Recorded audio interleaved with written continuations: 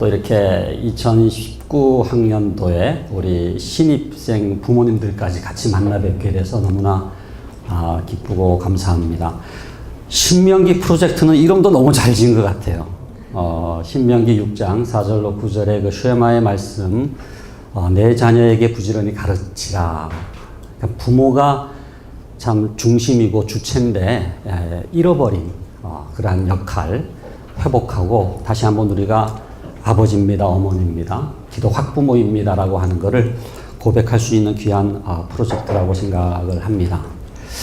먼저 정말 여러분들 환영하고요.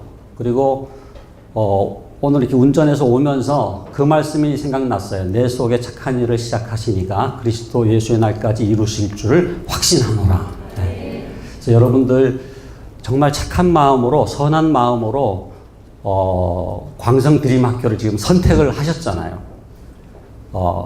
후회하시죠? 너무 잘하셨어요. 그래서 그 착한 일을 시작하신 이가 하나님이시기 때문에 하나님께서 끝까지 여러분들을 인도해 주시기를 원합니다. 흔들릴 수 있어요.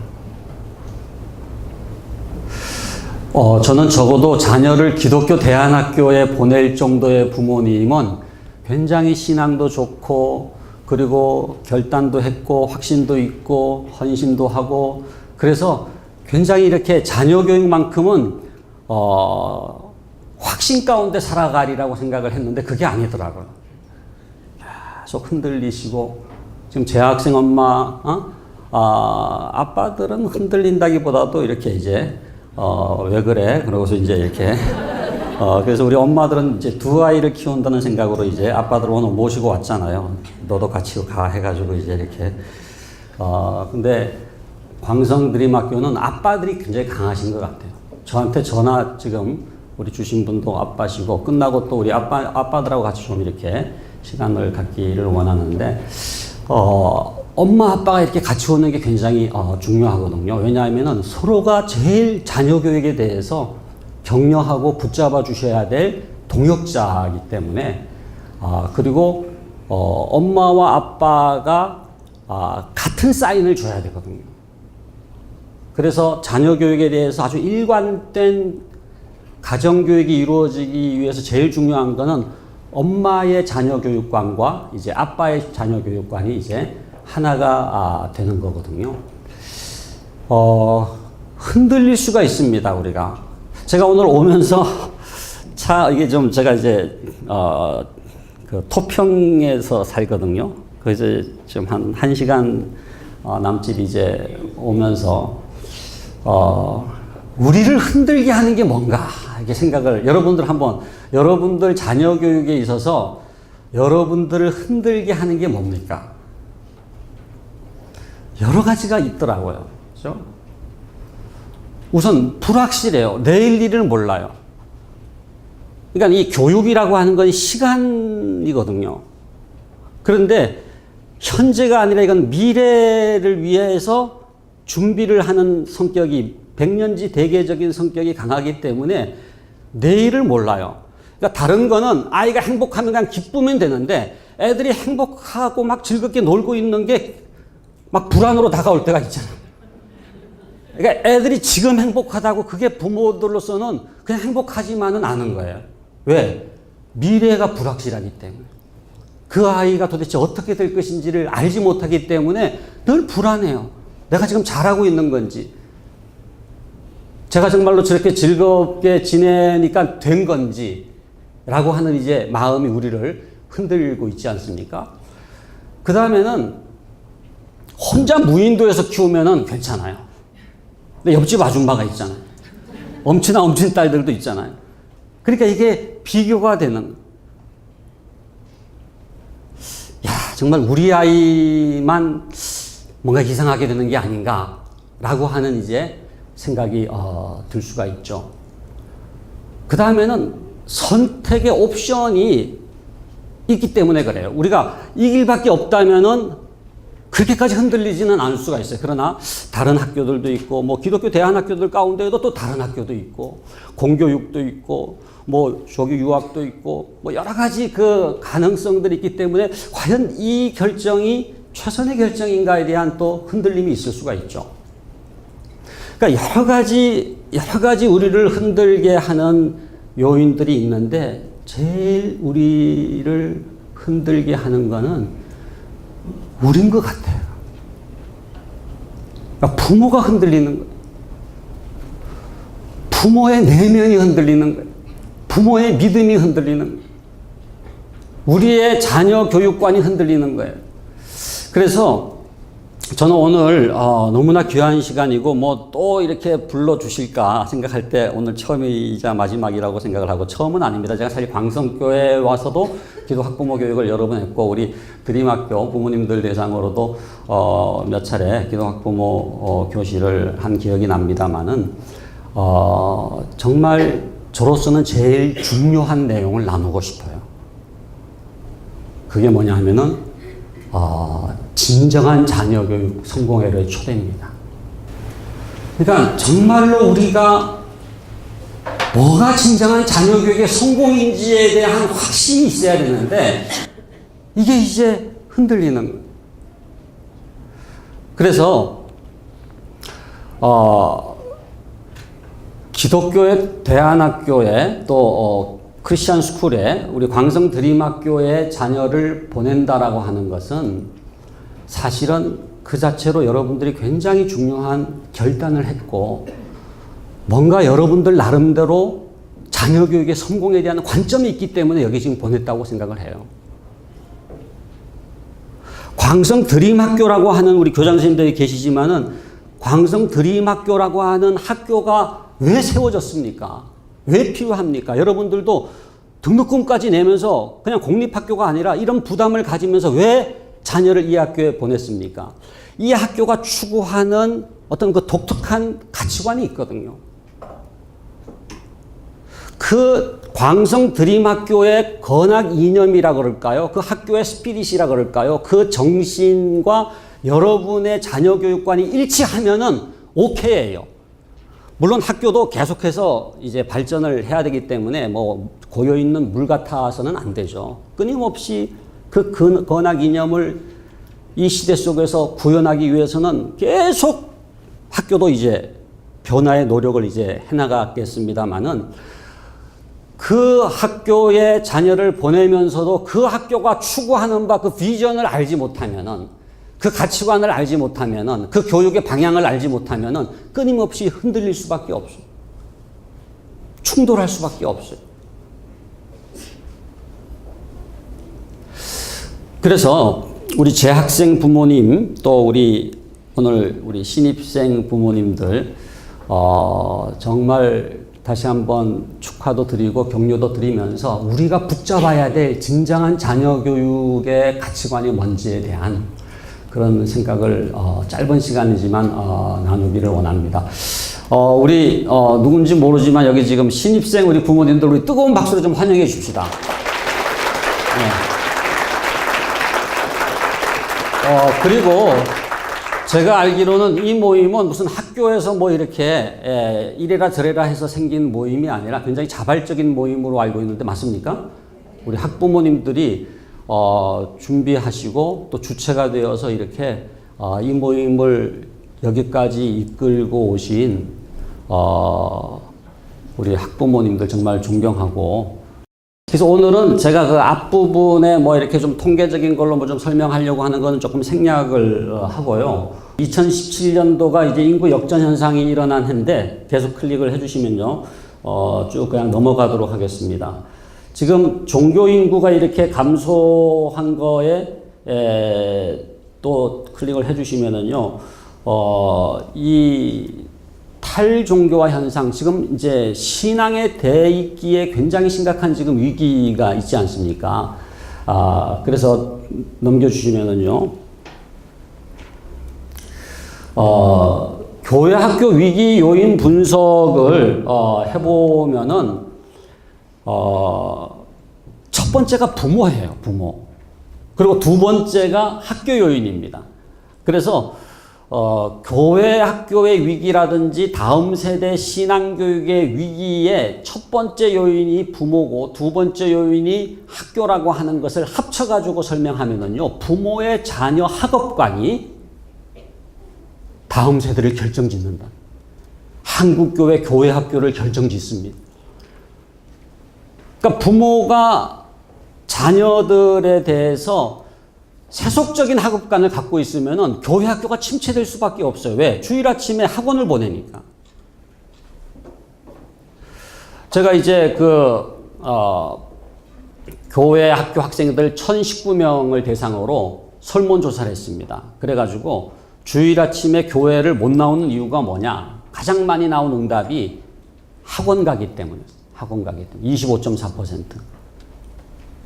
근데 여러분, 그 아이가 스스로 교회 안 나가고 학원 갔겠습니까? 아니면 누가 그렇게 하라고 보냈겠습니까? 누가 보냈어요? 부모요? 엄마가 보냈어요. 엄마가. 아빠는 그렇게 안 보내요. 아빠는 네가 알아서 해라 이렇게 얘기하죠. 엄마가 보냈어요. 그래서 제가 이렇게 추적을 해보니까는 어떤 엄마인가 보니까 집사님들이시더라고요. 본사님도 계시는데 주일 아침에 학원을 보내는 거예요. 물론 중간고사 기간이니까 기말고사 기간이니까 오늘만큼은 그냥 학원 가면 안 되겠니라고 말했겠지만은 그 아이는 뭐를 배운지 아세요? 신앙은 여차하면 제껴도 되는구나라고 하는 걸 배웠다는. 예배보다 더 중요한 게 있구나. 하나님보다 더 중요한 게 있구나. 신앙보다 더 중요한 게 있구나라고 하는 걸 배웠다는 거예요. 여러분, 굉장히 중요한 교육이요. 우선순위입니다. 우선순위. 우리 아이들에게 제일 중요한 교육은 뭐가 우선순위인지를 깨닫는 교육이에요. 근데 이 아이는 지금 이제 우선순위가 이제 뒤바뀌어지게 된 거죠. 그러니까 교회를 안 나오기 시작하고 한 번 교회를 빠져본 아이는요, 언제든지 교회를 빠질 준비가 된 거예요. 그래서 제가 이제 이 연구를 몇 차례 했습니다. 그러니까는 전국 규모로 도대체 교회 학교의 위기가 뭐냐, 그 유발 요인 분석을 했는데 똑같이 나왔어요. 요 지금 순서가 그대로 몇 번의 연구가 똑같은 결과가 나왔는데 첫 번째가 부모고 두 번째가 학업 문제였습니다. 학교입니다. 교회 학교 교사는 네 번째에 불과했어요. 그래서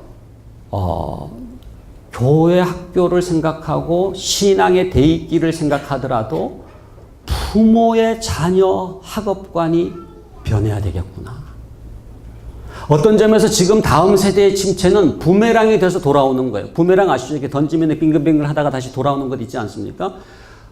우리가 정말로 원하는 것들이 뭐냐? 그게 신앙교육이 아니었기 때문에 어떤 점에서는 너무나 자연스럽게 교회를 떠나는 현상이 생기는 게 아닌가, 그런 생각이 들어요. 여러분, 그 스카이캐슬 이제 보셨죠? 스카이캐슬을 본 분들은 신앙이 좀 안 좋은 분들이에요. 왜냐면 금요철에를 안 간 분들이기 때문에. 제가 지난번에 그 거룩한 빛 운정교회 그 금요 그 심야 기도회가 있더라고요. 그 이제 정 목사님이 오라 그래서 이제 가서 이제 말씀을 전하고 생각하니까 오늘이 이게 스카이캐슬 하는 날인데 너무나 많이 와 계셔가지고 감사했는데, 그러나 한번 보셔야 돼요. 물론 제일 좋은 거는 녹화해서 보는 게 아니라 이렇게 직통 계시를 받아야 되는데 보면서 이렇게 직접 이렇게 깨달음을 가지셨어야 됐는데, 저는 그 스카이캐슬 보면서요, 다 보진 않았지만은 중간중간 이렇게 봤습니다만은, 야, 정말 우리 교회의 목사님들이 꼭 보셔야 되겠다. 왜냐하면 한국 교회의 현실을 너무 잘 보여주잖아요. 물론 100% 그게 사실이라고 생각하지는 않아요. 그러나 진짜로 100% 사실인 게 있어요. 그게 뭡니까? 부모의 욕망이에요. 그러니까 자녀 교육을 향한 부모의 욕망은 스카이캐슬처럼 정확하게 표현한 드라마가 있을까 하는 생각이 들었어요. 그 중앙일보에서 그 스카이캐슬에 대해서 이제 이렇게 연재 시리즈 글을 실었는데 그 중에 한 글에 이런 내용이 나와 있습니다. 우리가 자녀가 명문대 들어가기 위해서는 5가지 조건이 있어야 된다는 걸 알잖아요. 여러분 아시죠? 첫 번째가 뭡니까? 할아버지의 재력. 당대의 재력 가지고는 안 되고 할아버지의 재력이 있어야 되고, 두 번째가 뭐예요? 자녀의 체력입니다. 체력이 버텨줘야 되고, 세 번째가 이제 아빠의 아빠의 이제 무관심. 아빠는 신경을 꺼야 된다는 거예요. 제가 지난 수능 당일날 카톡을 하나 받았어요. 그 카톡 내용이 뭐냐 하면은 어떤 아빠가 이제 응원의 메시지를 보냈습니다. 야, 이제 오늘 너 수능 당일인데 그동안 공부한 거 그냥 남김없이 답안지에 옮기면 된단다. 그리고 실수하더라도 좌절하지 말아라. 인생은 한 번의 실수로 끝나는 게 아니잖아. 우리 아들 화이팅. 아빠가 있잖아. 아빠가 너를 응원한다. 그러면서 밑에 너를 사랑하는 아빠가 해가지고 이제 카톡을 보냈는데 답신이 왔는데 아빠 저 고2잖아요. 마음 잡고 한번 이렇게 응원의 메시지를 보냈는데 1년 시차가 난 거예요. 이 아빠의 이제 무관심이라는 게 뭔지 정확하게 이제 감이 오더라고요. 근데 이제 네 번째가 뭡니까? 아빠의 무관심 다음에 엄마의 정보력이에요. 엄마가 딱 정보를 파악해가지고 이제 다 해야 되는 거죠. 그 다음에 마지막이 도우미 아줌마의 충성심입니다. 그 5가지 이제 조건인데 바뀌어야 된다는 거예요. 뭐가 바뀌어야 되느냐? 할머니의 기획력이 들어가야 돼요. 할머니의 기획력. 그러니까 3대에 걸쳐서 의대를 보내기 위해서는 이 할머니가 딱 기획을 해서 며느리감부터 이게 다른 며느리감을 해가지고 그 의대를 보낼 수 있는 종자가 태어날 수 있는 그 며느리가 들어와야 되고 또 그렇게 아주 그냥 악독은 아니지만 표독스럽게 그렇게 자녀를 붙잡고 교육을 할 수 있는 그런 성깔 있는 여자를 이제 골라야 된다는 거거든요. 그 다음이 이제 아빠의 인맥 관리, 뭐 이런 이제 요소로 바뀌어져야 된다고 얘기를 한 걸 봤는데, 그게 여러분 그 스카이캐슬에 윤권사님이 나오잖아요. 윤권사님. 아세요, 윤권사님? 권사더라고요. 근데 권사라는 게 아무 의미가 없어요. 그러니까 교회를 다닌다고 하는 것이 기독교적인 자녀 교육, 그거를 절대 보장해 주지 않아요. 저는 그걸 이렇게 좀 생각을 하면서 지금 우리나라 교육에서 제일 큰 톱니바퀴는 사교육이라는 생각, 사교육. 제가 이제 입시 사교육 바로 세우기 기독교 운동, 또 지금 사교육 걱정 세상도 좀 이사로 있습니다만은 제일 큰 우리나라의 교육은 이 지금 학원입니다. 사교육이 돌아가면은 거기에 이제 공교육이 중간 톱니바퀴가 돌아가면은요. 교회 교육이나 이런 신앙 교육이나 기독교 교육은 아주 작은 톱니바퀴가 그냥 종속돼 있어요. 네? 그러니까 큰 톱니바퀴가 돌아가는 대로 그냥 교육이 다 그냥 입시 코드라든지 그야말로 사교육 팽창과 입시 경쟁 속에서 교육이 이렇게 왜곡된 형태로 돌아가면은요, 공교육도 다 그냥 전인교육이라는 말은 이런 뿐이지 않습니까? 홍익인간이라든지 이런 것들은 이런 뿐이지 않습니까? 그리고 크리스찬의 가정마저도 지금 교회는 지금 윤권사님 얘기했지만은 그냥 같이 돌아가는 거예요. 예? 돌아가는 거예요. 수능 있으면 수능 기도회 하고, 예? 중간고사 쫙쫙 빠지고, 고등학생 되면 아예 교회 안 나오고, 이게 지금 작은 톱니바퀴인 기독교 교육의 현실이거든요. 제가 무슨 생각을 했느냐 하면은,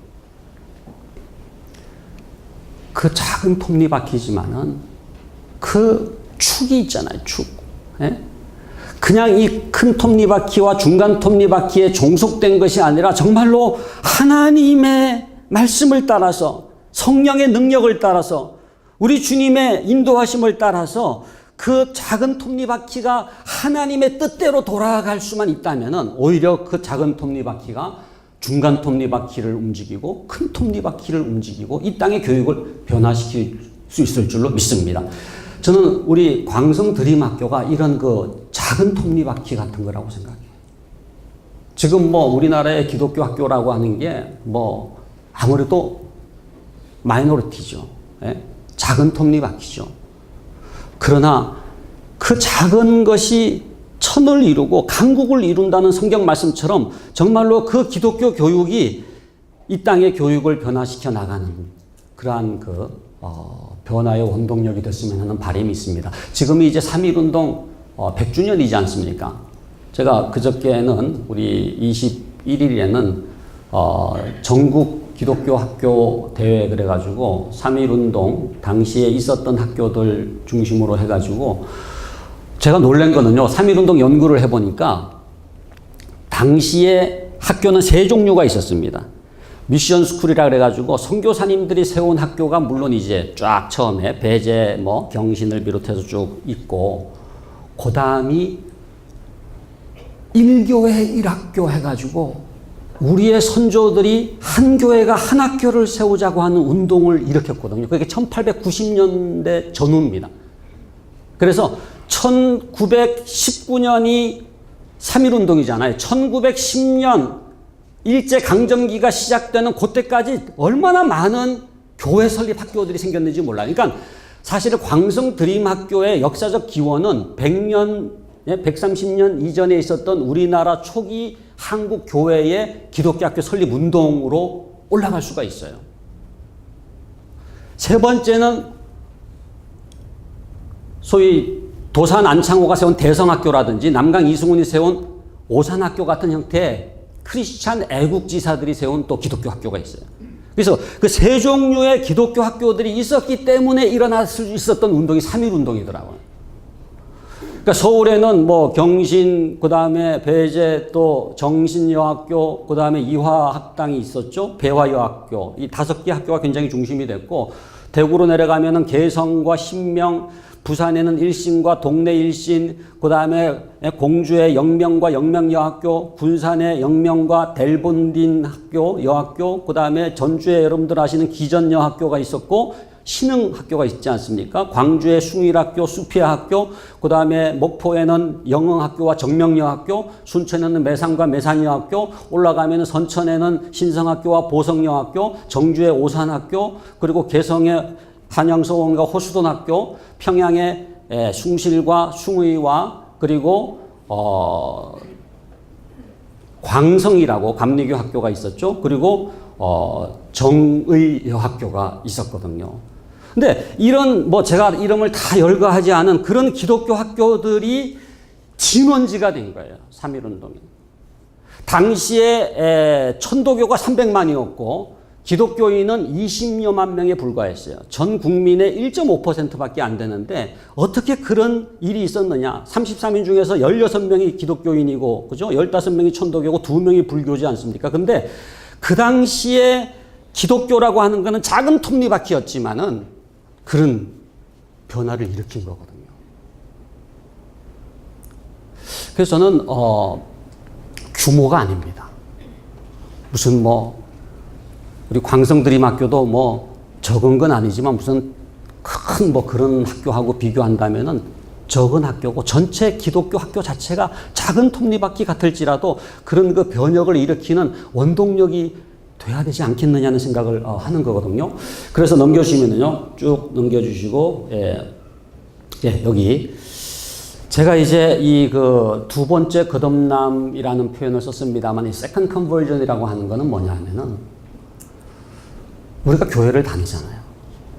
여러분들 가운데 뭐 아직 절에 다니시는 분이 계실지 모르겠지만은, 대부분은 그래도 교회 이제 다니신다고 생각하는데, 교회에 나와서 예수 믿고 내가 크리스찬이 됐다. 이게 첫 번째 거듭남이죠.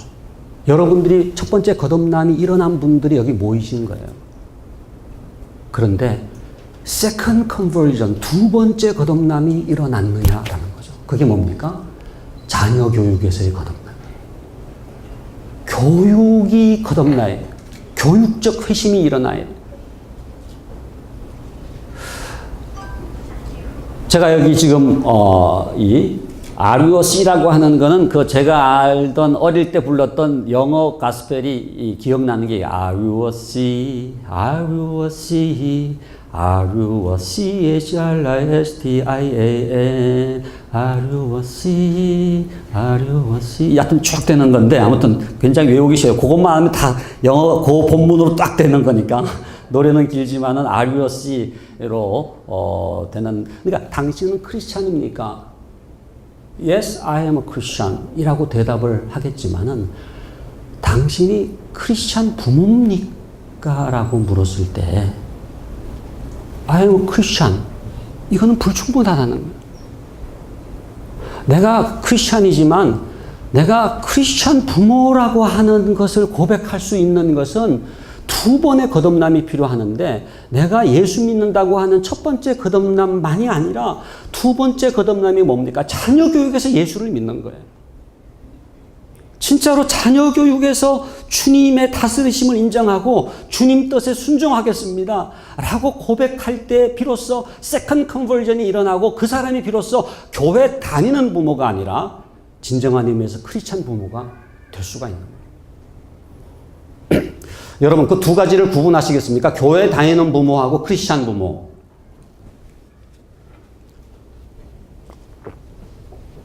부모님은 교회를 다니지만 자녀 교육은 세속적인 것. 그런 가정에서 자라나는 아이는요, 마치 교회 안 다니는 부모가 있는 가정에서 자라나는 아이와 하등 다를 바가 없어요. 왜? 자녀 교육이 세속적이니까. 부모로부터 받는 영향력이 세속적이니까 그 부모가 크리스찬인 거하고 관계없이 넌 크리스찬 가정에서 자라나는 아이와 하등 다를 바가 없는 거예요. 제가 그 D6라고 로넌트가 지은 책이 있는데 그 책에 그런 내용이 나옵니다. 아빠가 자녀와 대화하지 않는 그런 아빠가 있는 가정에서 자라나는 아이는 마치 아빠가 없는 가정에서 자라는 아이와 같다. 우리 여기 지금 아빠들이 많이 오셨으니까 진지하게 들어주셨으면 좋겠습니다. 그 농담이 있잖아요. 냉장고는 왜 있어야 되는지 알고 다 하는데 아빠는 왜 있어야 되는지 모르겠다. 근데 나쁜 애들이죠. 그렇게 얘기하는 애들은. 근데 그 아빠 부재라고 하는 거는 무슨 몸뚱이가 없는 게 아니에요. 자녀와 대화하지 않는 그런 아빠. 그 아이에게는 nothing이에요. nothing. 아버지 부재 현상이 있는 거예요. 마찬가지로 부모가 교회는 다니지만 자녀 교육이 세속적이라는 게 뭐예요? 한 번도 신앙 얘기 한 적이 없어요. 가정 예배 안 드려. 성경 공부 그런 거 자녀하고 같이 해본 적이 없어요. 늘 하는 얘기는 너 왜 학원 안 갔냐? 너 그래가지고 무슨 대학 갈래? 네가 땅을 파봐라 돈이 나오냐? 그런 얘기는 하는데 신앙 얘기는 안 하는. 자녀 교육이 세속적인 경우에는 그 아이는 그냥 안 믿는 집에서 자라나는 거예요. 다를 바가 없어요. 그래서 정말 우리나라에 제일 필요한 운동이 뭐냐? 두 번째 거듭남 운동이지 않느냐? 그래서 제가 이 기도 학부모 운동은 그런 점에서 굉장히 귀하다고 생각해요. 여러분들 이 신명기 프로젝트라든지 또 우리 광성드림학교는 그 기도 학부모 교실이 계속 이어지고 있잖아요. 예? 소그룹이라고 할지라도 계속 이어져서 정말 제가 기도 학부모입니다라고 하는 그 정체성이 얼마나 중요한지를 절절하게 깨닫고 그것을 이렇게 후배 엄마들에게, 아빠들에게 이렇게 전수해주는 학교이기 때문에 제가 너무너무 사랑합니다. 광성드림학교를 내가 얼마나 사랑하는지 여러분들 모르실 거예요. 사랑 측정기 같은 게 있어야 되는데. 그래서 광성드림학교에 들어오면서 여러분들이 아이들이 기독교 교육을 받게 될 겁니다만은 여러분들이 기도 학부모가 되셔야 해요. 여러분들의 자녀 교육이 거듭나서 학교만이 아니라 교회만이 아니라 가정에서도 일관된 기독교적 교육이 이루어지기 위해서는 여러분들의 자녀 교육이 거듭나요. 그래야지 크리스찬 부모가 되는 거예요. 세컨드 컨버전이 일어나는 거예요. 그래서 세 가지 이야기는 제가 얼마 전에 이렇게 새내기 엄마를 만났는데 1학년, 초등학교 1학년에 입학을 시키고 애들을 이제 교실에 들여보내고 이제 엄마들이 티타임을 찻집에서 이제 차를 마시면서 얘기를 하는데 옆에 있는 엄마가 계속해서 두 가지를 물어보더래요. 어느 아파트 사느냐, 그 다음에 자가냐 전세냐. 왜 그걸 물어봤는지 저도 좀 이상하던데 아무튼 제가 이제 듣기로는 자기의 자녀하고 어울리게 할 만한 그런 가정인지를 확인하는 질문을 했던 것 같아요.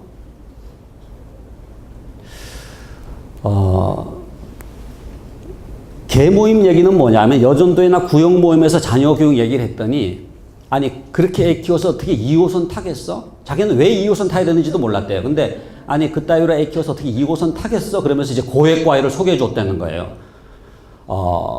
여러분 요즘에는요 자녀가 서울대 다니는 경우에 우리의 서울대 다닌다라고 얘기하는 사람은 아무도 없어요. 뭐라고 얘기하느냐? 야 관악산에 개나리가 폈더라. 그 무슨 얘기예요? 그 관악산 얘기를 왜 해? 뭐 또 2호선 얘기가 이제 그래서 나오는 거거든요. 야, 뭐 신촌이 많이 변했다. 근데 여러분 교회라고 할지라도 교인들이라고 할지라도 자녀 교육이 거듭나지 않은 교인들의 모임 속에 이루어지는 자녀 교육 대화라고 하는 것이 우리를 약하게 만들어요. 시험 들게 만들어요. 왜? 그것이 세속적이기 때문에 그래요.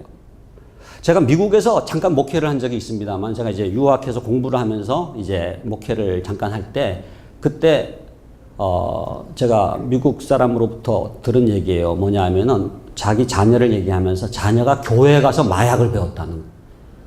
이게 무슨 얘기입니까? 그랬더니 교회의 청소년 유스그룹이라고 하는 게 애들끼리 모여가지고 그 안에서 이루어지는 그 문화가 뭐냐? 마약을 서로 이렇게 공유하는 거였다는 거예요. 그러니까 제가 뭘 깨달았냐면 교회 다닌다는 게 중요한 게 아니구나. 그 안에서 이루어지는 실질적인 가치관이 뭐냐라고 하는 게 너무나 중요하잖아요. 여러분 부모들이 모여서 자녀 교육 얘기한다. 오케이. 그러나 어떤 가치관의 자녀 교육 얘기냐가 너무너무 중요해요. 그게 지금 거듭나지 않은 거예요. 그러니까 한국 교회라고 한국의 크리스찬이라고 그래서 뭐 1000만이라든지 뭐 800만이라든지 뭐 그러한 기독교인이 있고 기독교인 부모가 있지만은 그거는 그 사람이 예수 믿는다는 얘기인지는 몰라도 자녀 교육이 거듭난 부모는 너무너무 귀해요. 많지가 않아요. 어느 중3 딸 이야기는 뭐냐 하면 제가 그 반포에 있는 어느 합동측 교회에 이제 부모 세미나를 갔는데 맨 앞에 이렇게 요 자리였던 것 같아요. 이렇게 중3 딸이 있고 중학교 1학년 딸이 있는 엄마인데 저한테 질문을 하면서 무슨 얘기를 하느냐 하면은 자기 중3 딸아이가 아침마다 1시간씩이나 큐티를 하고 그분 표현에 의하면 자빠져 있더라 그러면 자기가 얘기했대요. 너 아침 그 시간에는 수학 공부, 좀 정신 맑을 때는 수학 공부하고 큐티는 점심 먹고 좀 졸릴 때 해도 되지 않냐? 그렇게 자기가 얘기를 했다는 거예요. 그러면서 저한테 하시는 말씀이 그 아이에게 큐티를 가르쳐주신 중등부 전도사님이 너무 밉다 그러더라고요. 얼마나 야무진 분인지 몰라요. 제가 그분한테 어떤 얘기를 해드렸느냐 하면은 제가 학부모 세미나 때 만났던 권사님 얘기를 해드렸어요. 그 권사님이 울면서 저에게 오셔가지고 하시는 말씀이 자기 평생에 가장 뼈아픈 실수가 있다는 거예요. 그게 뭡니까? 그랬더니 너 대학 들어간 다음에 교회 나가면 안 되겠니? 라고 자기 딸한테 얘기한 것이 자기 생애에 지울 수 없는 실수였다는 거예요. 그 딸아이가 중학교 때까지는 교회를 잘 다녔어요. 고등학생이 됐어요. 불러다가 야, 너 고등학교 때는 교회 나가지 말고 공부만 열심히 해가지고 명문대 들어간 다음에 교회 나가면 일거양득이 아니겠는가 생각해가지고 너 대학 들어간 다음에 교회 나가면 안 되겠니? 라고 말했던 것이 지울 수 없는 자기의 실수였다는 거예요. 왜? 그 시간으로 얘가 교회를 떠났어요. 신앙을 등졌어요. 돌아오질 않았어요. 그 권사님이 울면서 하시는 말씀이 지금도 그 아이가 자기 가슴에 못을 받고 있다는 거예요. 지금은 나이가 많이 들었지만은 신앙 잃어버렸죠. 인격도 파탄됐죠. 대인관계도 엉망이죠. 완전히 폐인처럼 살아간다는 그 얘기를 해드리면서 제가 중3 딸아이가 아침마다 큐티를 하는 것에 대해서 감사할 날이 올 거라 그랬어요. 감사할 날이 올 거라 그랬어요. 그래서 우리 넘겨주시면은요, 4가지 기도 학부모, 이건 여러분들이 알지 않습니까? 우리 신입생, 자녀를 두신 우리 학부모님들은 처음 또 접하실 수가 있는데, 기독 학부모의 4종류가 있습니다. 기독과 학부모라는 단어가 합성어로 이루어진 게 기독 학부모지 않습니까? 그런데 여기 지금 박스가 좀 크게 돼 있는 게 이제 액센트가 있는 거거든요. 첫 번째는 기독 학부모. 그럼 두 번째는 어떻게 읽어야 될까요? 학부모. 세 번째는 기독 한 박자시고 학부모. 네 번째는 기도 학부모. 정답은 뭘 것 같아요? 예? 이 빨간색으로 정답은 표시가 돼 있지 않습니까? 통합형인데. 근데 너무나 많은 경우가 이 세 가지 부류거든요. 기도 학부모라고 하는 건 뭐예요? 교회 봉사형. 그러니까 기독은 뭐 열심히 뭐 봉사도 하고 뭐 본인은 또 뭐 성경도 읽고 뭐 교회도 열심히 다니고 철야도 하고 새벽기도회도 하는데 부모로서의 역할을 안 하는 사람. 담임 목사님은 좋아하실지 몰라도 그거는 올바른 좋은 부모가 아니죠. 두 번째는 세속형인데 이건 뭐예요? 학부모예요. 부모. 기독이라고 하는 건 들리진 않아. 그 사람이 도대체 교회 나가는 거를 들은 거 외에는 자녀 교육과 관련해서 안 믿는 사람하고 하등 다를 바가 없어요. 세속형이죠. 아마 제가 볼 때는 한국교회 부모들을 비율로 따지라고 한다면 두 번째 유형이 제일 많을 것 같아요. 90%? 95%? 세 번째는 분리형입니다. 이건 뭐예요? 신앙생활도 열심히 해요. 기독도 강해요. 학부모로서도 치맛바람을 날려요. 그러나 이 두 가지가 분리되어 있어요. 연결이 안 돼 있어요. 신앙은 신앙이고 자녀교육은 자녀교육인데 세속적인 거죠. 이 두 가지가 이렇게 병렬적으로 존재하는 분리형이죠. 우리가 어떤 부모가 돼야 되냐라고 할 때 이 성경적 관점은 기도 학부모입니다. 기독이 학부모 속에 스며들어 있고 학부모는 기도 안에서 비로소 그 정체성을 찾는 거예요. 그래서 이 자녀 교육에서 거듭나서 자녀 교육에서 하나님의 말씀대로 뜻대로 교육하려고 뭐 완벽하진 않지만은 그런 방향으로 그래도 이렇게 꿈틀거릴 수 있는 부모가 통합형을 추구하는 것이지 않습니까?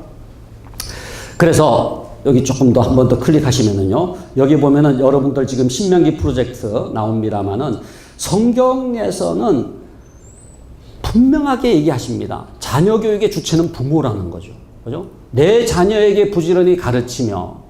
그래서 여러분들 나중에 신명기 6장 4절로 9절을 읽으실 때 거기에 내라고 하는 거에 여러분들 이름을 넣어서 읽으시면 좋아요. 내 자녀에게 부지런히. 그러면은 내가 저는 같은 상진이의 자녀에게 부지런히 가르치며. 여러분이 상진이라고 그러면 안 되지만 여러분들의 이름을 넣어서 그렇게 읽으시면요. 하나님이 부모된 나에게 주시는 말씀으로 받을 수가 있어요. 무슨 얘기입니까? 부모가 주체라고 하는 거는 그냥 보내는 사람으로 전락하면 안 된다는 거예요.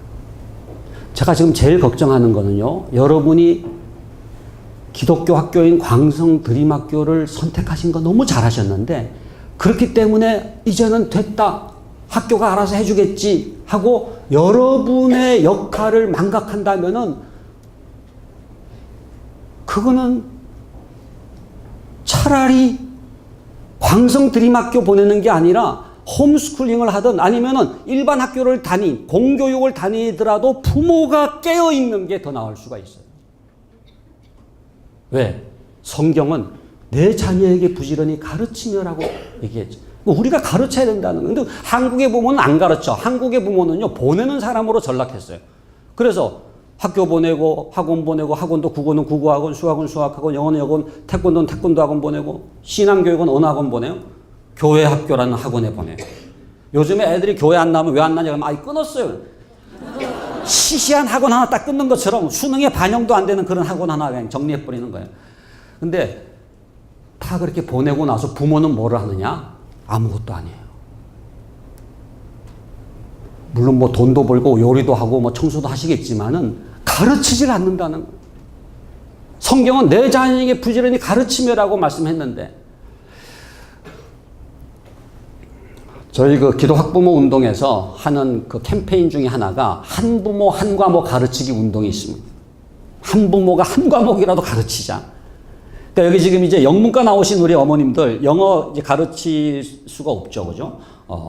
수학과 나왔다고 수학 잘 가르치는 건 아니죠. 근데 우리가 뭐 국어, 영어, 수학을 못 가르치더라도 여러분이 아이에게 하나라도 가르치자는 운동이 뭐냐 하면은 요리라도 가르치고 뜨개질이라도 가르치고 우리 아빠들은 뭐예요? 테니스나 뭐 배드민턴이나 바둑이라도 가르치고 바둑도 못하면 오목이라도 가르치고 해가지고 가르치면 만나잖아요. 만나면은 대화하고 그러면서 뭔가 이렇게 영향력과 교감이 있어야 되는데 최근에 아빠들의 하루 자녀와의 대화 시간 평균이 37초라 그러더라고요. 그것도 길게, 이 통계 길게 나왔네, 그게 생각이 들어요. 37초. 그래서 여러분들이, 물론 우리가 이제 내가 다 가르칠 수가 없죠. 홈스쿨링 하는 분들도 뭐, 보니까 부모들이 다 하는 건 아니더라고요. 우리가 보낼 수밖에 없어요.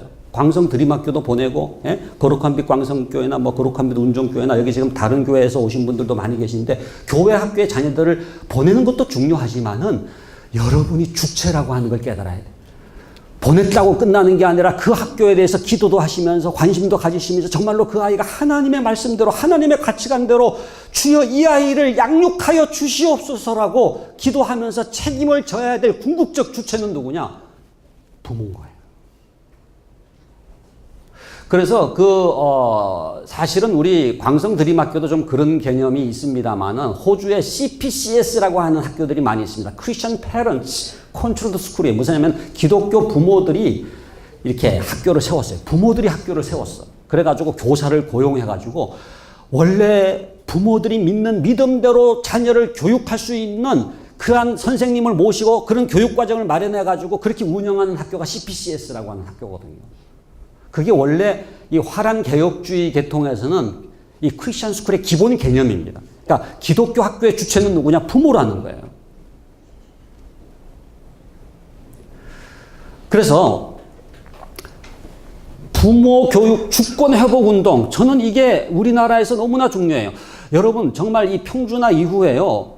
저는 이제 평준화 직전 세대입니다만은 그때는 제가 이렇게 저는 이제 크리스천 스쿨 신일고등학교라고 뭐 1차 떨어져서 가긴 했습니다만은 어느 학교를 갈까에 대해서 제가 고민을 하고 또 저희 부모님도 고민을 해서 거리가 멀지만은 기독교 학교인 미션 스쿨인 신일고등학교를 택했거든요. 그런데 이 평준화 이후에 이 기능이 없어지다 보니까 제가 최근에는 무슨 생각이 나냐면 레마르크의 용불용설입니까? 제가 옛날 과학 시간에 배운 게 맞는지 모르겠는데 사용을 안 하면 퇴화되는 거 있잖아요. 용불용설. 안 사용하면은 사용할 수 없는 퇴화되는 거. 그러니까 우리 한국의 부모들은요, 자녀 교육을 위해서 선택하는 뭔가 결단하고 내가 나의 믿음대로 자녀를 양육할 수 있는 학교를 선택할 수 있는 그 권리를 행사하는 거, 이게 퇴화가 된 거예요. 저는 여러분들 굉장히 존경하고 여러분들에게 박수를 쳐드리고 싶은 것은 그 귀중한 선택의 권리를 여러분들 행사를 하신 거예요. 그냥 배정되는 게 아니잖아요. 그냥 가까운 곳에 있다고 그냥 보내는 게 아니잖아요. 하나님, 마노아처럼, 삼손의 아버지 마노아처럼 하나님 이 아이를 어떻게 기르리까라고 기도하면서 이 아이를 하나님의 뜻대로 믿음대로 교육할 수 있는 학교를 찾다가 광성 드림학교를 선택을 하셔서 그 아이를 이 교회 보냈다라고 하는 것은 굉장히 중요한 주체성을 가진 부모로서의 학교 선택권을 행사하신 겁니다. 그러니까 저는 지금 제가 이제 교육운동을 하면서 이 학교 선택권 운동이 회복돼야 되겠다, 우리나라에. 그래서 그래야 부모들이 깨어나거든요. 그래서 부모들이 자녀를 위해서 학교를 선택하고 주권을 행사하는 부모의 교육 주권 회복 운동이 일어나야 되겠다. 제가 자녀 교육의 주체입니다. 고백을 하는 거죠. 넘겨주시면은요.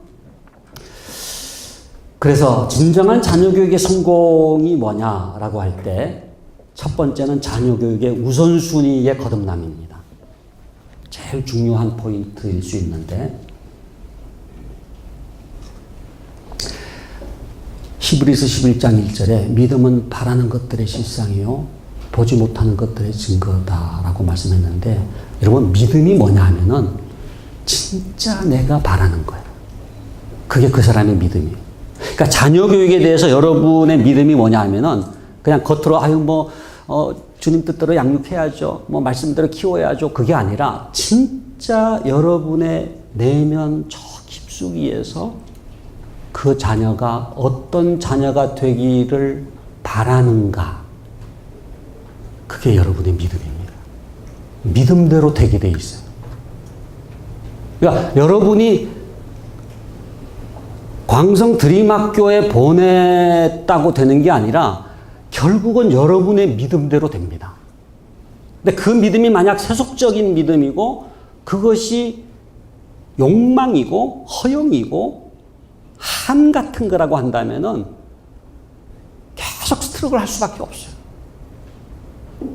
광성드림학교에 다니는 동안도 그럴 뿐만 아니라 지금 이제 고등학교가 여기는 지금 없잖아요. 그래서 지금 정성진 목사님과 같이 이렇게 얘기하면서 여하튼 우리 이렇게 중학교 이어서 고등학교 설립에 대해서 굉장히 공감하면서 이제 얘기를 했습니다마는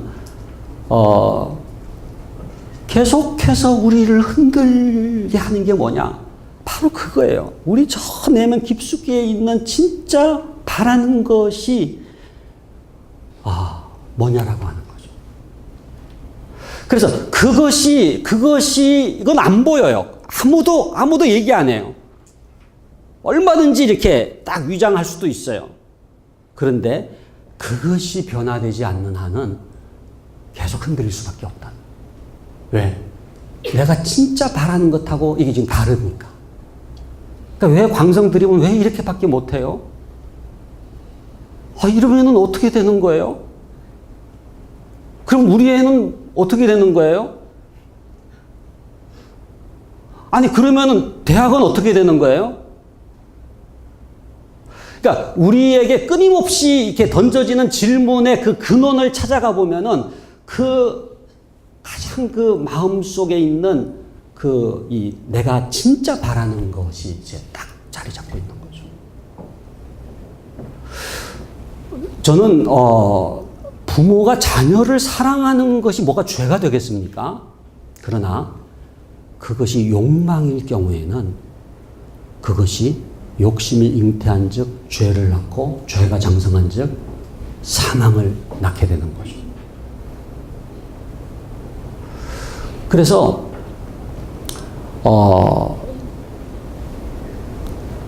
첫 번째 이 우선순위의 거듭남, 자녀교육 성공 개념의 거듭남이라고 하는 것을 생각할 때 자녀를 사랑하는 것 자체가 죄가 아니지만 그러나 과도하게 사랑하는 것은 죄일 수 있다는 거예요. 그게 여실하게 보여준 게 엘리의 자녀교육입니다.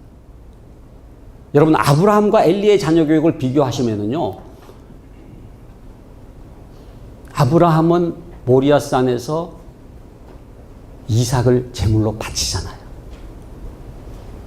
그때 창세기 22장 9절에 하나님께서 나타나셔가지고 아브라함을 칭찬하시면서 하신 말씀이 뭐냐면은 내가 이제야 네가 여호와 경외하는 줄을 아노라. 그러니까 이게 여호와 경외라고 하는 게 뭐냐면은요, 그 아이를 사랑하지만은 하나님을 더 사랑하는. 그러니까 하나님을 더 사랑한다는 게 뭐냐면 하나님의 말씀대로 이 아이를 양육하는. 그러니까 이 아이를 사랑하기 때문에 내 욕망대로 안 되면은 뭐 교회도 안 나가고 뭐 기독교 학교도 안 보내고 뭐 그게 아니라 더 우선순위가 있는데 하나님의 뜻대로 되기를 원합니다. 이게 이제 아브라함의 자녀 교육이었거든요. 근데 엘리는 뭐예요? 엘리의 홈리와 비누아스라고 하는 두 자녀가 있었잖아요. 근데 그 홈리와 비누아스를 사랑하지 않은 게 아니에요. 사무엘상 2장 29절에 보면은 이런 말씀이 나옵니다. 하나님께서 엘리를 책망하시면서 내 아들들을 나보다 더 중히 여겨. 내 아들들을 나보다 더 중히 여겨. 이게 무슨 얘기예요? 홈리와 비누아스를 중히 여겼죠. 사랑했죠. 근데 누구보다 더 사랑했다고요? 하나님보다 더 사랑한 거예요. 엘리의 자녀 교육의 실패는 자녀를 사랑하지 않았기 때문에 일어난 게 아니라 뭡니까? 자녀를 과도하게 사랑한 거예요. 한국 교회의 부모들의 자녀 교육의 실패는 자녀를 사랑하지 않기 때문에 일어나는 게 아닙니다. 자녀를 과도하게 사랑하는 거예요. 스카이캐슬도 마찬가지고 한국 교육의 이러한 실패는 자녀를 사랑하지 않기 때문에 일어난 게 아니라 자녀를 과도하게 사랑하기 때문에 일어나고 있는 현실입니다.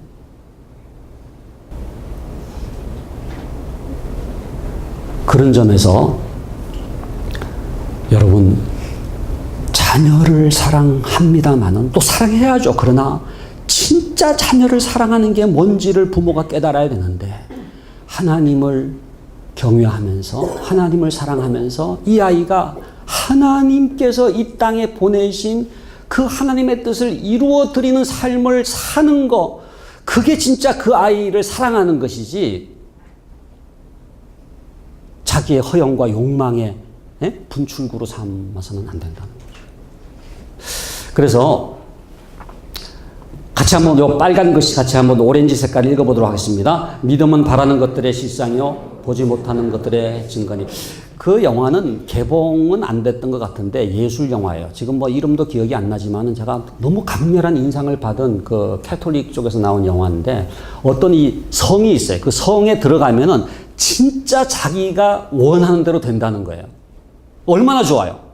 그러니까 부자 되고 싶은 사람 그 성에 들어갔다 나오면 부자가 되고, 그죠? 뭐 병이 있는데 병 고침을 받고 싶은 사람 들어가면 이제, 그런데 들어가기를 두려워하는 거예요.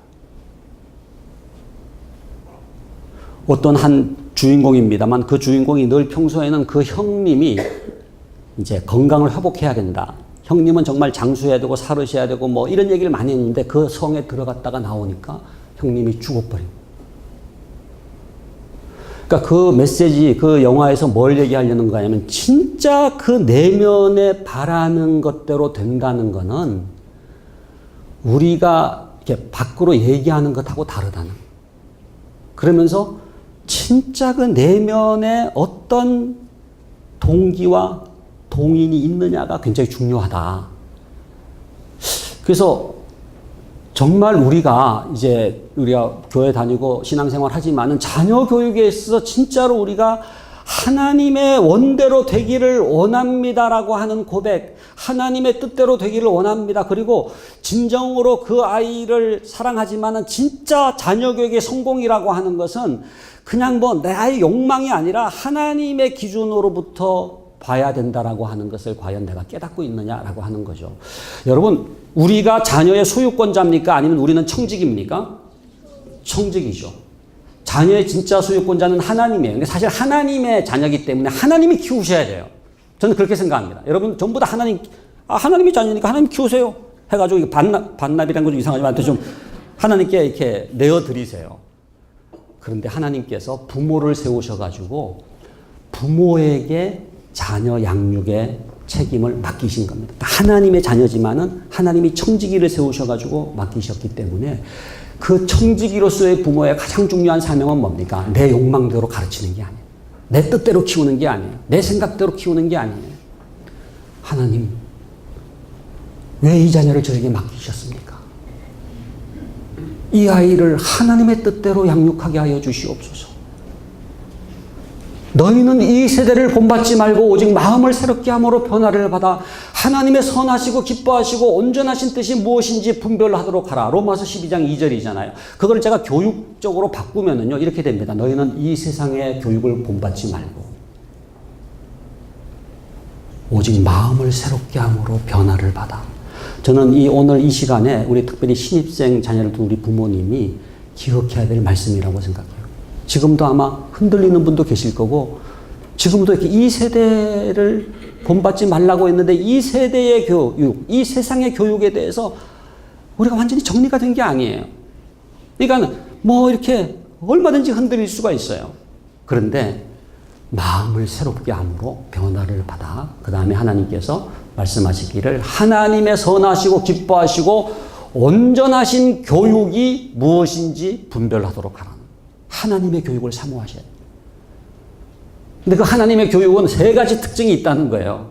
그러니까 우리가 연약하니까 하나님께서 하나님의 뜻을 분별하라 이렇게 그냥 얘기하신 게 아니고 하나님의 선하시고 첫 번째, 두 번째 기뻐하시고 세 번째 온전하신 뜻이 무엇인지 분별하도록 하라. 진짜 궁극적으로 선하고 궁극적으로 기쁘고 궁극적으로 온전한 교육은요, 하나님의 교육입니다. 그래서 이 첫 번째 자녀 교육 성공 개념에 거듭남은 우선순위에 거듭나요. 그 다음 넘겨주시면은요, 마태복음 20장 20절에 대조되는 부모가 나오는데 마가복음 10장은 뭡니까? 왜 아이들을 예수님께로 데리고 온 부모들이 있잖아요. 그래서 예수께서 안수해 주심을 바라고 예수께 데려오니 라고 되어 있습니다. 저는 참 그 부모님들이 궁금해요. 그 아이를 그 시간에 다른 그때는 학원은 없었을지 몰라도 다른 교육 시킬 수도 있었는데 데리고 예수께로 오니까 예수께서 아이들이 내게 오는 것을 용납하라고 말씀하시면서 제자들을 꾸짖으신 다음에 품에 안으시고 축복해 주시고 안수해 주셨잖아요. 그 부모가 나오는가 하면은 여기 오른쪽에 마태복음 20장에 나오는 부모는 누굽니까? 하나는 주의 좌편에 하나는 주의 우편에 첫 번째 치맛바람이 등장하는 구절이에요. 엄마의 치맛바람. 세베대의 두 아들의 어머니이지 않습니까? 자, 넘겨주시면은 정말 우리가 바랄 것을 바라느냐라고 할 때 성경 말씀 신명기 6장 2절인데 같이 한번 읽어보겠습니다. 곧 너와 내 아들과 내 손자들이 평생에 내 하나님 여호와를 경외하며 평생이라는 말이 굉장히 중요한 것 같아요. 평생에. 그러니까 영혼의 관점에서 자녀 교육을 봐야 됩니다. 그러니까 자녀 교육에서 제일 중요한 거는요. 시간. 그러니까 여러분들이요. 자녀 교육은요. 그냥 당장에 인기 있는 게 중요한 게 아닙니다. 이거 어떻게 그 학교 보내셨어요? 저한테 좀 요령이라도 얘기해 주세요. 어떻게 아이빌리그에 보냈어요? 어떻게 스카이에 보냈어요? 그러면 뭐 그냥 맨입으로 되겠어. 뭐 이렇게 해가지고 그냥 우쭐대는 거는 잠깐이에요. 생애에 걸쳐서 그 아이가 성공해야 그게 진짜 성공입니다. 그래서 자녀 교육을 생각할 때 제일 중요한 건요. 영혼의 관점에서 생각하라는 거예요. 여러분 딴 거 다 잊어버리셔도 이거를 기억하시면 좋겠어요. 자녀 교육의 진정한 성공은 영혼의 관점에서 바라보는 것이다. 그러니까 쉽게 말씀드리면 천국 가서 후회하지 않는 자녀 교육이 진짜 자녀 교육이에요. 여러분 우리가 천국에 갔어요. 여러분들이 먼저 천국에 갔어요. 보통 자녀보다 부모가 먼저 가잖아요. 그러면은 천국에서 기다리는데 그때가 됐는데 우리에게 올 때가 됐는데 오지 않는 자녀를 기다리는 천국의 실종자 가족에 대해서 묵상해 보신 적이 있습니다. 자기는 과외도 시키고 학원도 보내가지고 명문대 입학시켰기 때문에 자기는 자녀 교육만큼은 성공한 줄 알았는데 그게 성공이 아니라고 하는 것을 처절하게 깨닫는 장소가 천국일 수 있다는 거죠. 그러니까 자녀에게 신앙을 물려주지 않은 어떤 자녀 교육도 성공적인 자녀 교육일 수가 없어요. 그 최종적인 판단은요, 영혼의 관점에서 천국에서 이루어지는 거기 때문에 여러분들이 어떻게든지 내가 지금 자녀 교육을 생각할 때 이게 영혼의 관점에서 보는 거야? 아니면 그냥 지금 당장 좋은 거야? 를 구분하셔야 돼요. 그리고 영혼의 관점을 선택하신 부모가 진짜 지혜로운 부모죠. 그러니까 이 땅에서 뭐 이 정치, 경제, 사회, 문화 이게 중요하지 않다는 게 아니에요. 여러분 조금 이따 간단하게 말씀을 오늘 제가 2시까지 하면 됩니까? 지금 끝나야 될 시간이 벌써 온 것 같은데, 예. 여하튼 좀 빨리 마무리를 하도록 하겠습니다. 근데 여러분, 정말로, 자녀 교육을 생각할 때에, 조금 더 길게 보시고, 그러니까 저는 제일 말리고 싶은 분들이 어느 대학 들어갔고 뭐 어느 학교 입학했기 때문에 간증하러 돌아다니시는 분들에 대해서는 제가 도시락 싸들고 다니면서 말리고 싶어요. 난 아직 아닙니다. 그 버지니아 총기 난사 사건 때 그 조군의 엄마가 신문사하고 인터뷰하면서 그런 얘기를 했잖아요. 자기 아이가 버지니아 공과대학에 들어갔을 때 됐다라고 생각했다. 이제 됐다. 애 교육 때문에 이민 왔는데 버지니아 공과대학에 들어갔으니까 이제는 됐다라고 생각했다는 거예요. 여러분 버지니아 공과대학이 좋은 대학입니다. 우리나라로 말하자면 포항공대 괜찮잖아요. 된 게 아닙니다. 어떤 가치관, 어떤 성품을 가졌느냐가 중요하고요. 어디에 들어갔느냐가 아니라 생애를 봐야 된다니까요. 그래서 하나님은요, 정말로 우리의 자녀들을 통해서 그 생애를 통해서 하나님의 나라를 이루기를 원하시고 이 땅에 보내신 하나님의 목적, 신적 목적을 이루기를 원하시는 거예요. 그 목적을 성취하는 자녀가 되는 게 성공이지 어디에 뭐 들어갔다가 아니에요. 자, 그래서 넘겨주시면은요, 요거 굉장히 잘 정리된 이 도표인데요. 세속적인 성공과 성경적인 성공을 한번 구분을 해보겠습니다. 시간적으로는 세속적인 성공은 단기간이에요. 그러나 성경적인 성공은 평생이에요. 영혼의 관점에서 봐요. 그 다음에 상대적입니다. 세속적인 성공은 누구보다 어떠냐예요. 비교 우위예요. 그러나 성경적인 성공은 절대성, 하나님의 기준이죠. 유니크니스, 독특성입니다. 그 아이만의 잣대가 있어요. 그러니까 정말 어리석은 부모는 자녀를 비교하는 엄마입니다. 하나님은 정말 독특하게 지으셨거든요. 쌍둥이도 이게 같은 게 아니더라고요. 이건 제가 자신 있게 얘기할 수 있는 게 제가 일란성 쌍둥이이기 때문에 그렇습니다. 저랑 똑같이 생긴 복제인간이 돌아다니고 있으니까 조심하시면 예, 안양 쪽에 가실 때 조심하셔야 됩니다. 새만향병원 이제 원장으로 있습니다. 장로입니다만은 저는 뭐 쌍둥이에 대해서 간증하고 싶은 게 많지만은 근데 다르더라고요. 그게 제가 다른 걸 어떻게 깨달았느냐 하면은 우리가 이제 결혼을 하면서 재산을 나누는데 이제 사진을 나누는데 제가 이제 저희 아버님 목회하셨습니다만 마룻바닥에 교회 마룻바닥에 앉아서 이렇게 눈 감고 손을 모으고 기도하는 사진인데 옆에 그 박상은 장로도 손을 모으고 눈을 뜨고 저를 쳐다보는 사진이에요. 근데 자꾸 자기가 기도하는 소년이라는 거예요. 그래서 아니다, 난 눈 뜬 적이 없다. 내가 기도하는 소니까 내가 가져가야 되는데 아니 자기가 기도하는 소년이기 때문에 실나이가 벌어졌는데 뭐 얼굴이 똑같으니까 이게 진짜 해결이 안 되는 거예요. 근데 저희 아버님 교회에 그 정전도사님이라는 분이 계셨는데 그분이 지나가다가 이렇게 손깍지를 껴보라는 여러분들 껴보세요. 저는 오른손이 올라가거든요. 네? 오른손이 올라가는 분 손 들어보세요. 이분들은 저랑 같은 이제 종족입니다. 근데 왼손이 올라가는 분들도 계시죠. 왼손이 올라가면 손 들어보세요. 이분들 좀 이상한, 예. 다른. 근데 이게 다르더라고요. 일란성 쌍둥이인데요. 손깍지가 달라요. 그래가지고 제가 기도하는 소년이라는 게 입증이 됐다는 것 아닙니까? 얼마나 감사했는지. 근데 여러분 제가 뭘 깨달았느냐 하면 일란성 쌍둥이도 이게 똑같은 게 아니구나. 예? 달라요. 하나님의 신적 목적이 다르고요. 하나님께서 이 땅에 보내신 뜻이 달라요. 은사도 달라요. 그래서 절대 여러분들 학교 안에서도 비교하지 마시고 학교 바깥에 하고도 비교하지 마시고 그 아이는요. 그 아이예요. 예? 하나밖에 없는 70억 인구 가운데 하나밖에 없어요. 오직 우리가 견줄 게 있다면 하나님의 뜻이죠. 포람되어죠. 사도 바울의 고백처럼 다른 사람의 판단은 내게 매우 작은 것이다. 나도 나를 판단치 아니하노니 오직 나를 판단하실 이는 주시니라. 오직 하나님의 판단만이 있을 뿐이에요. 그래서 이 비교하지 마시고 그다음에 관점은요. 사람들의 판단이지만 하나님의 판단. 결과만을 강조하는데 과정이 중요하고요. 스펙이나 지위가 아니라 영향력이고요. 그다음에 욕구나 야망을 추구하는 게 아니라 부르심과 비전을 추구하고요. 궁극적으로는 마이 킹덤이 아니라 하나님의 나라. 저는 여러분들이 정말로 하나님의 나라에 대한 사모함이 있었으면 좋겠어요. 그래서 내 자녀는 하나님의 나라의 일꾼으로 쓰임받기를 원합니다. 하나님이 기뻐하시는 삶을 살기를 원합니다. 네?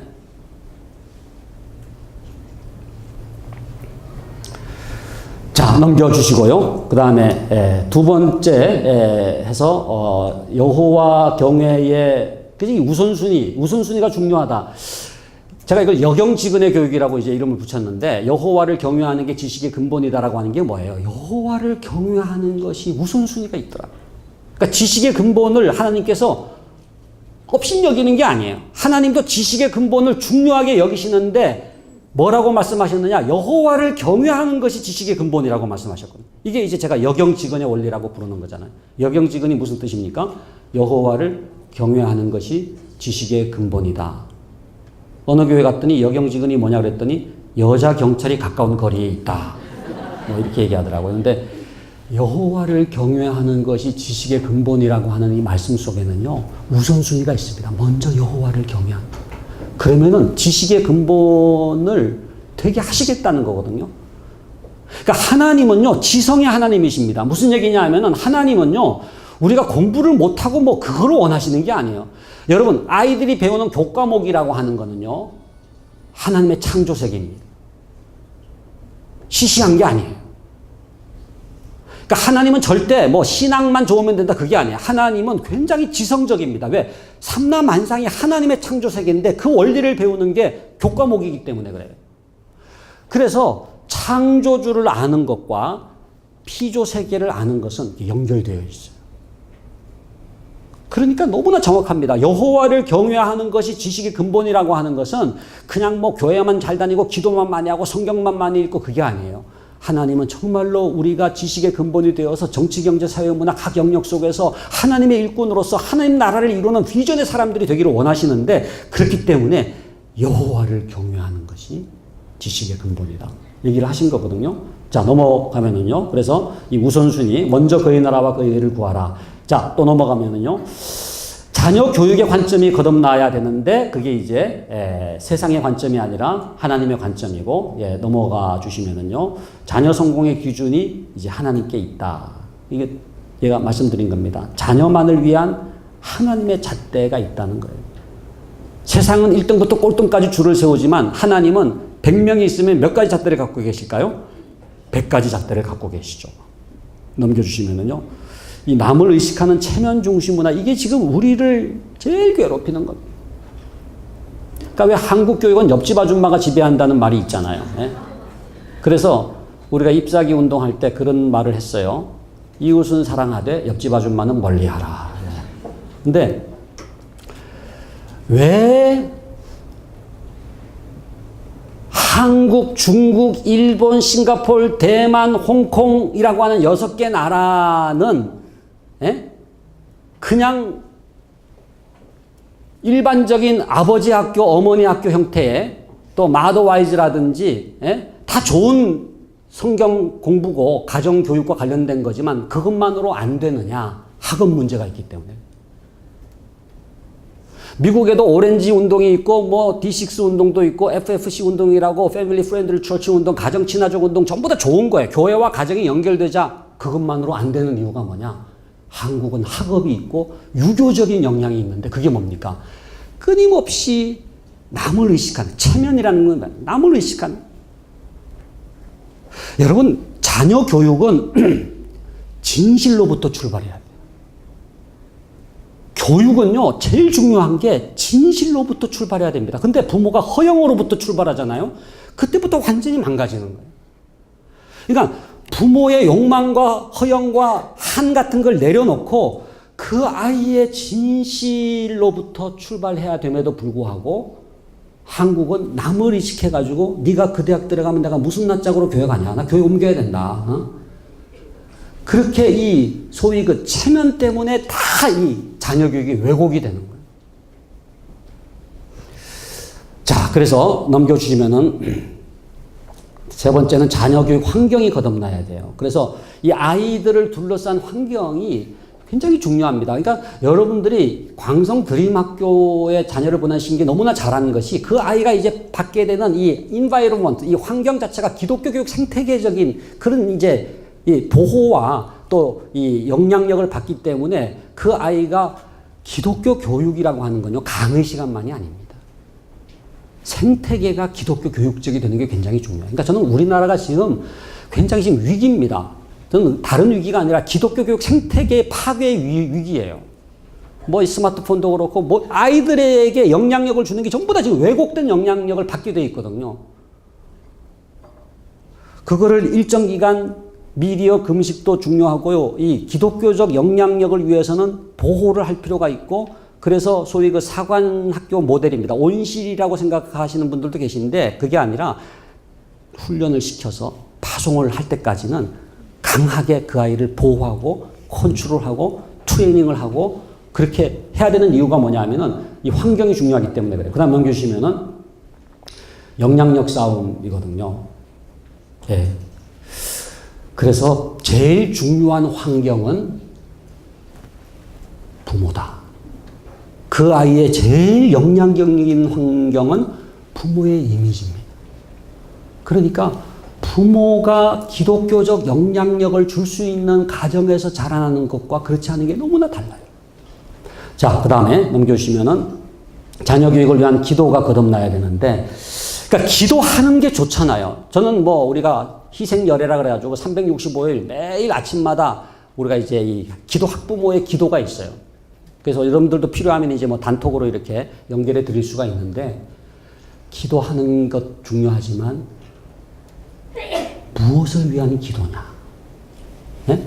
기도의 내용이 뭐냐? 그것이 거듭나야 돼. 그러니까 욕망으로 주시옵소서, 주시옵소서 해가지고 뭐 얼마나 더 세게 그렇게 강렬하게 요구하느냐가 기도의 깊이가 아닙니다. 기도의 내용이 하나님이 원하시는 내용으로 변해가는 것이고, 그렇기 때문에 기도는 주시옵소서가 아니라 주여 말씀하시옵소서, 주의 종이 듣겠나이다. 그러니까 기도는 내가 변화되는 시간이지 하나님을 변화시키는 시간이 아니에요. 자, 넘겨주시면은요. 예, 그래서 넘겨주시면은 이제 마무리를 하도록 하겠는데요. 제일 중요한 게 이 기도 학부모의 공동체입니다. 지금 이 말씀드렸어요. 지금 6가지의 영향력 때문에 우리가 흔들리거든요. 그죠? 계속 문화적으로도 또 체면, 그 다음에 또 신문에서도 그렇고 공동체도 그렇고 이런 가족 친지들 지난번 구정이나 이럴 때 같이 만나면은요 장로님이고 권사님이시지만은 시어머니나 시아버지나 무슨 뭐 친정이나 다 마찬가지입니다. 이렇게 자녀 걔 어느 학교 광성들이 너 뭐 어느 학교 보냈다고 뭐 기독교 있잖아요. 그 부모님들이 친지들이 갖고 있는 가치관이 권사님이고 장로님이라고 할지라도 자녀 교육이 세속적인 경우가 너무너무 많아요. 그러니까 그 영향으로부터 여러분들이 극복을 해야 되잖아요. 그리고 쭉 내려오면은 개인적 가치관이 뭐냐 하면은 여러분들이 지금 부모님이지만은 우리가 받은 교육이 세속적인 교육이에요. 그러니까 우리 피 속에는 세속 교육의 피가 흐르고 있어요. 그러니까 내가 이렇게 신앙도 좋고 그래서 이렇게 기도 학부모 모임에도 나온다고 하지만은 순간순간 내 피 속에 흐르는 이때까지 내가 제대로 된 기독 교육을 받은 것도 아니기 때문에 나의 경험과 가치관이 푹 튀어나오는 거예요. 그리고 맨 밑에 가장 속에는 뭐가 있느냐 하면은 한이 있죠. 한. 욕망이 있죠. 그냥 그거를 이렇게 투사하는 거잖아요. 그래서 이 6가지가 이렇게 어떤 때는 13579로 하고 어떤 때는 246으로 오고 막 이렇게 계속 흔들리는 거거든요. 이거를 잡아주는 2가지 축이 있는데 하나는 여러분과 하나님과의 관계고, 그러니까 저는 광성 드림학교에 보냈다고 해결되는 게 아니라 여러분과 하나님과의 관계가 얼마나 지속되느냐가 중요해요.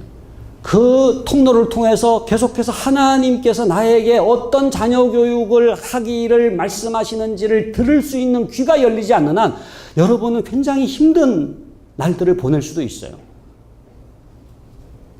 그래서 제일 중요한 거는 여러분과 무슨 아이의 관계나 여러분과 무슨 뭐 학교의 관계나 뭐 그게 아니에요. 옆집 아줌마의 관계도 아니에요. 여러분과 하나님과의 관계가 이게 뚫려 있어야 돼요.